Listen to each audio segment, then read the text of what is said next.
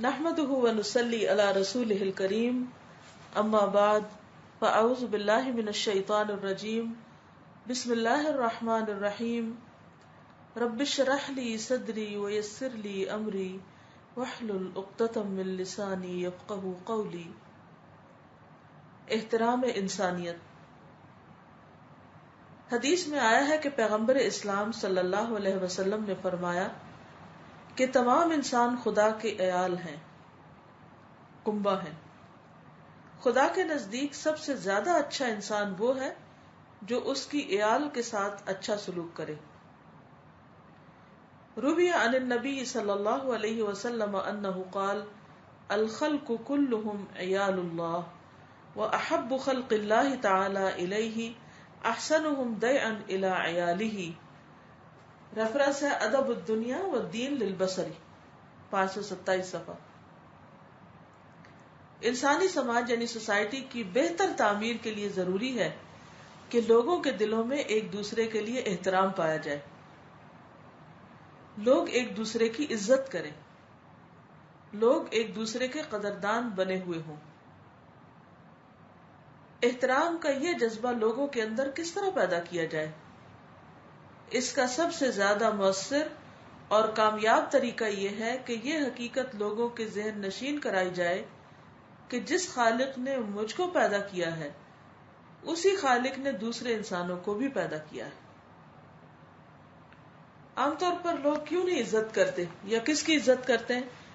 اس کی جس کو وہ جانتے ہیں یا جس سے ان کا کوئی فائدہ وابستہ ہوتا ہے یا جو ان کے دائرہ کار میں ہوتے ہیں، لوگ جن سے ان کے تعلقات ہوتے ہیں.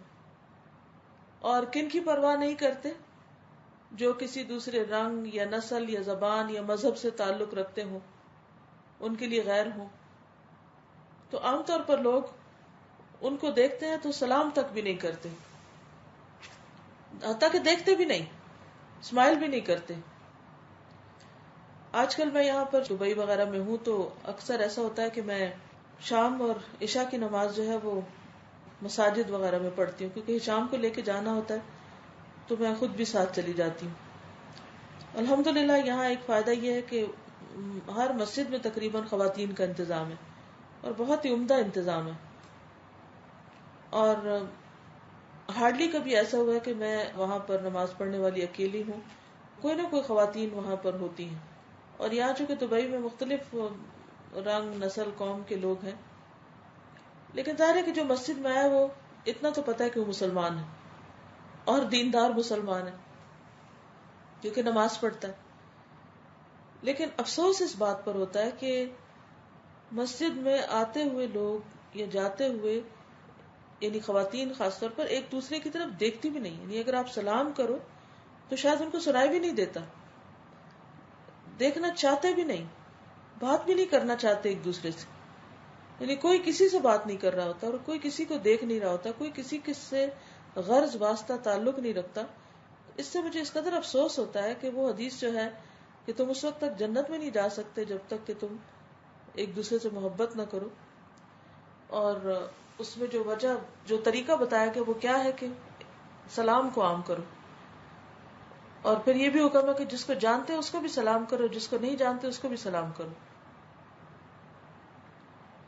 اس میں بعض اوقات ایسا ہوتا ہے کہ جیسے میں کسی مسجد میں جیسے داخل ہوئی یا کسی گیدرنگ میں داخل ہوئی یا کسی ایسی جگہ پر ہوں کہ جہاں لوگ مجھے بائی نیم نہیں پہچانتے تو بالکل سلام وغیرہ کوئی تعلق نہیں رکھتے.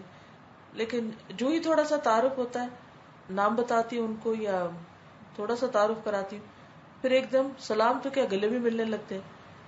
تو مجھے اس وقت حیرت ہوتی ہے کہ ہمارا تو ایک دوسرے کے ساتھ اسلام کا تعلق ہے، دین کا تعلق ہے.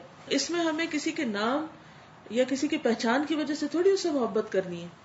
ہمیں تو بحیثیت مسلمان ایک دوسرے سے محبت کرنی ہے. اور اگر کوئی مسلمان نہ بھی ہو تو بحیثیت انسان ایک دوسرے کی عزت اور اس کے ساتھ رواداری کا معاملہ کرنا ہے. تو تمام انسان گویا ایک خدا کا کنبہ ہے، تمام انسان ایک خدا کے عیال کی حیثیت رکھتے ہیں. یہ شعور آدمی کے اندر یہ جذبہ پیدا کرتا ہے کہ وہ اپنے اور دوسرے میں فرق نہ کرے، وہ دوسرے کو بھی اتنا ہی قابل قدر سمجھے جتنا وہ خود اپنے آپ کو قابل قدر سمجھ رہا ہے. کسی انسان کی تحقیر کرتے ہوئے وہ محسوس کرے کہ میں نے خدائی کنبے کے ایک فرد کی تحقیر کی، یعنی اس کو حقیر سمجھا، اس کو کمتر سمجھا. اسی طرح جب وہ کسی انسان کو عزت دے تو وہ اس سے یہ خوشی حاصل کرے کہ اس نے خدائی کنبے کے ایک فرد کو عزت اور احترام دیا، یعنی اس میں اپنی ذات یا دوسرے کی ذات نہیں بلکہ اس کا تعلق اور واسطہ اللہ سے جوڑ دے کہ یہ میرے رب کی مخلوق ہے، اسے میرے رب نے پیدا کیا، میرا رب اس کو رزق دیتا ہے، میرا رب اس کو زندگی دے رہا ہے، میرا رب اس کے اوپر کئی نعمتیں عام کیے ہوئے ہیں. تو اگر مجھے اپنے رب سے محبت ہے تو رب کی چیزوں سے بھی محبت ہوگی نا. تو اس لیے بے حد ضروری ہے کہ تمام انسانوں کو خدائی کنبہ قرار دیتے ہوئے ان کا احترام کیا جائے، ان کے ساتھ اچھا معاملہ کیا جائے، خیر خواہی کا سلوک کیا جائے. حقیقت یہ ہے کہ کسی انسان کے لیے اس سے بڑی کوئی سعادت نہیں کہ وہ ایک ایسا عمل کرے جو اس کو یہ خوشی دے رہا ہو کہ میں نے خدائی کنبہ کے ایک شخص کو عزت دی ہے، خدائی کنبہ کے ایک شخص کے ساتھ احترام کا معاملہ کیا ہے. یہ نظریہ ایک طرف آدمی کو خدا کی نظر میں قابل انعام بناتا ہے، اسی کے ساتھ اس کا عظیم فائدہ یہ ہے کہ اس عمل کے دوران انسان کے اندر اعلیٰ احساسات جاگتے ہیں، وہ دوسرے کو عزت دے کر خود اپنے آپ کو ایک باعزت انسان بنا لیتا ہے. اور یہ ایک بہت بڑی حقیقت ہے اور بالکل سچ بات ہے کہ عزت اسی کو ملتی ہے جو دوسروں کو عزت دیتا ہے.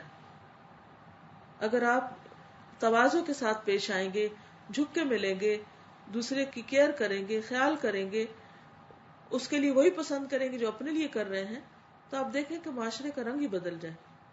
باہمی تعلقات خواہ وہ گھروں کے اندر ہوں خواہ وہ اداروں کے اندر ہوں، ایک دوسرے کی قدردانی اور ایک دوسرے کی عزت جو ہے وہ انسان کو بہترین ماحول فراہم کرتی. یعنی اسے پورا ایک ایٹماسفیئر جو ہے جب وہ چینج ہوتا ہے تو انسان کو خوشی ہوتی ہے اور انسان سکون کے ساتھ باقی کام بھی کر سکتا ہے. تو اگر آپ چاہتے ہیں کہ آپ پروڈکٹیو ہوں، اچھے اچھے کام کریں، تو اس کے لیے ضروری ہے کہ اچھا ماحول اپنے آس پاس پیدا کریں. اور اچھا ماحول اسی وقت پیدا ہوگا جب آپ ایک دوسرے کی عزت کریں گے، چاہے وہ بچے ہوں، بڑے ہوں، بوڑھے ہوں، جوان ہوں، چھوٹے ہوں، سب کی عزت. تو اللہ تعالیٰ سے دعا ہے کہ وہ ہمیں اس کی توفیق عطا فرمائے. وآخر دعوانا ان الحمد للہ رب العالمین. سبحانک اللہم وبحمدک، نشہد ان لا الہ الا انت، نستغفرک ونتوب الیک.